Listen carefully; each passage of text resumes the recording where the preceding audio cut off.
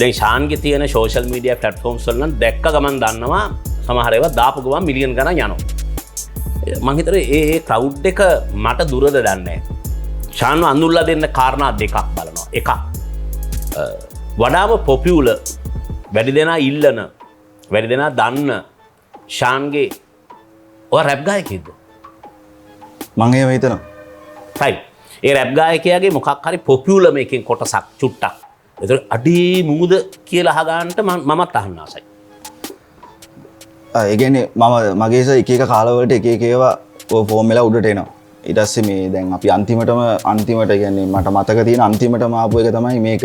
ඒකේ තියෙන්නේ යෝ මලකට මැස්ස මං රොම්බි පිටිස්සේ මං ඉදි මග හැරි ගියා වස්සානි කලකට ඉස්සලා දෙවඟන වෙස් වලම ළඟට බැස්ස මේ අස්සනි කුණු ගොඩේ මැස්ස මං තේරුම් ගත්තේ පස්සේ මං ඒත් මම පන පිටින් සඳමාලේ සිඳියන සන්තකේ සැලරේ නිවන් දකි අනේ අනිච්චන් සංසාරේ කියලා ගත්තාම මෑත කියන්නේ